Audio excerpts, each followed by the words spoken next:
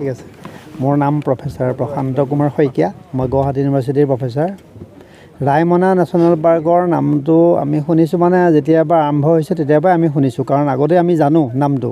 যে ব্ৰিটিছৰ দিনৰ পৰাই যিটো চলি আছে সেইটো সবেই জানো কিন্তু নেশ্যনেল পাৰ্ক হিচাপে ডিক্লেয়াৰ দিয়া নাছিল সেই সময়ত ৰিজাৰ্ভ ফৰেষ্ট হিচাপত আছিল আৰু তাৰপিছত ইয়াতে মেইন বিখ্যাত হ'ল গল্ডেন লেংগুৰ যিটো আমি সোণালী বান্দৰ বুলি কওঁ কাৰণ গল্ডেন লেংগুৰটো প্ৰথম ইয়াতে আৱিষ্কাৰ হৈছিল তেতিয়া ইপিগিয়ে প্ৰথম ইয়াতে আৱিষ্কাৰ কৰিছিল তাৰপিছতে তোমাৰ মুখাৰ্জীয়ে সেইটো ডেছক্ৰাইব কৰিছিল গতিকে সেইটো 1952ৰে কথা গতিকে আজি আমাৰ যেটো উদ্দেশ্যত ইয়াতে অহা হৈছে সেইটো হ'ল butterfly meet 7 north east butterfly meet গতিকে ইয়াতে 7খন আমাৰ 8খন নৰ্থ ইষ্টাৰ্ণ ৰিজনৰ 8খন ষ্টেট আছে গতিকে 8খন ষ্টেটৰ উপৰিও আমাৰ সমগ্ৰ ভাৰতবৰ্ষৰে মানুহ ইয়াত আহিছে এই বাটাৰফ্লাই মিটটো মানে এনজয় কৰিবৰ কাৰণে বাটাৰফ্লাইবিলাক চাবৰ কাৰণে আৰু কনজাৰভেশ্যনৰ এৱাৰনেছ কৰিবৰ কাৰণে সকলোৱে আহি ইয়াত উপস্থিত হৈছে গতিকে ইয়াৰ মেইন উদ্দেশ্যটো হ'ল সেইটোৱে গতিকে গোটেই আমাৰ অসমৰ নৰ্থ ইষ্ট আমাৰ অসমকে ধৰি 8খন আমাৰ ষ্টেট আছে ছিকিমৰ পৰা আৰম্ভ কৰি মণিপুৰ ত্ৰিপুৰা অৰুণাচল তাৰ উপৰিও আমাৰ বেলেগ বেলেগ জেগাৰ পৰা আহিছে গতিকে আমাৰ উদ্দেশ্যটো সেইটোৱে যে আমি ইয়াতে আহি এনজয় কৰিম আমাৰ বন্যপ্ৰাণীবিলাক চাম কেনেকুৱা অৱস্থাত আছে বাটাৰফ্লাইবিলাক আমি চাই তাৰ আমি কাউণ্টিং কৰিম যেনেকৈ আমি 10 স্পেচিছ লিষ্ট চেম্পলিং কৰিব লাগে সেইটো আমি জমা দিব লাগে ইয়াতে গতিকে সেইখিনি কামৰ কাৰণে আমি ইয়াত আহিছোঁ মই মানৱজ্যোতি কলিতা গুৱাহাটী বিশ্ববিদ্যালয়ৰ গৱেষক ছাত্ৰ আৰু আমি গুৱাহাটী বিশ্ববিদ্যালয়ৰ কেইবাজনো গৱেষক ছাত্ৰ আৰু আমাৰ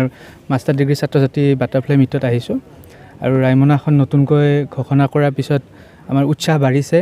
BTAD অঞ্চলত আমাৰ ৰায়মনাখন নেশ্যনেল পাৰ্ক দিয়াৰ কাৰণে আমি চৰকাৰক ধন্যবাদ জ্ঞাপন কৰিছোঁ আৰু এইটোৰ জৰিয়তে আমাৰ দেশৰ বিভিন্ন ৰাজ্যৰ পৰাও আমাৰ বিভিন্ন ৰাজ্যৰ মানুহবিলাক আহিছে আজি বাটাৰফ্লাই মিটত তাৰ জৰিয়তে আমাৰ এইখন যিখন ৰাষ্ট্ৰীয় উদ্যান সেইখনো অসমৰ প্ৰেক্ষাপটত বা ৰাষ্ট্ৰীয় প্ৰেক্ষাপটত আৰু শেষত সকলোৱে যেতিয়া কাম কাজবিলাক কৰিব গৱেষণা কৰিব বাটাৰফ্লাই চাব চৰাই চিৰিকটি চাব এইটো আন্তঃৰাষ্ট্ৰীয় পৰ্যায়লৈ জিলিকি যোৱাৰ কাৰণে এটা সুযোগ হ'ব সুবিধা হ'ব গতিকে এই বাটাৰফ্লাই মিটখনে গৱেষকসকলক ছাত্ৰ ছাত্ৰীসকলক আৰু বিশেষকৈ পৰিৱেশ কৰ্মীসকলক উৎসাহিত কৰিছে আৰু আমি আশাবাদী যথেষ্ট north east butterfly meet 7th edition যিটো সেইটো আমাৰ ৰায়মনাত ৰাষ্ট্ৰীয় উদ্যানত অনুষ্ঠিত কৰিছে আৰু গোটেই ভাৰতৰ পৰা আনকি ভূটানৰ পৰাও আমাৰ পাৰ্টিচিপেণ্ট আছে বহুতকেইটা অনুষ্ঠানে লগ হৈ এই বাটাৰফ্লাই মিটটো অনুষ্ঠিত কৰিছে 70জনকৈ ষ্টুডেণ্ট পাৰ্টিচিপেণ্ট আছে তাৰ বাহিৰেও ইউনিভাৰ্চিটিবোৰ আছে গুৱাহাটী ইউনিভাৰ্চিটি হওক বড়োলেণ্ড ইউনিভাৰ্চিটি হওক আৰু আজি এই শুভ মুহূৰ্তত তেওঁলোকৰ যিটো অনুষ্ঠান আমাৰ এই বাটাৰফ্লাই মিটটো 22 তাৰিখ আজি আৰম্ভ হৈছে 22, 23, 24 তিনিদিন কণ্টিনিউ হ'ব আৰু গোটেই যিবোৰ চাইণ্টিষ্ট ইয়াং চাইণ্টিষ্ট লগ হৈছে বাটাৰফ্লাইৰ তেখেতসকলে ইয়াত আমি already wild life trust of India এটা ইয়াত ষ্টাডি কৰিছিলোঁ আমি 150টা প্ৰজাতি ইয়াত অলৰেডি ডকুমেণ্ট কৰিছে গতিকে তাৰ ওপৰত তেওঁলোকে আৰু কিমানখিনি ডকুমেণ্ট কৰিব পাৰে সেইটো এটা উদ্দেশ্য থাকিব আৰু লগতে বাটাৰফ্লাইৰ কাৰণে ফিউচাৰ কনজাৰভেশ্যনৰ কাৰণে কি ইনিচিয়েটিভ ল'ব পাৰি ৰায়মনা ৰাষ্ট্ৰীয় উদ্যানত সেইটো এটা গোটেই মিটটোৰ এটা আউটপুট থাকিব আৰু এইখিনিতে আজি আমাৰ মাননীয় সন্মানীয় কাৰ্যবাহী সদস্য ফৰেষ্ট ডিপাৰ্টমেণ্টৰ শ্ৰী ৰঞ্জিত বসুমতাৰী ছাৰ আছিল আমাৰ লোকেল যি MLA কচুগাঁও আমাৰ জেৰণ বসুমতাৰী ডাঙৰীয়া তেখেতো আছে আৰু লগতে আমাৰ স্থানীয় যি যুৱক লগতে আমাৰ স্থানীয় বহুতো নেতৃস্থানীয় ব্যক্তি আছে ফৰেষ্ট ডিপাৰ্টমেণ্টৰ গোটেইখিনি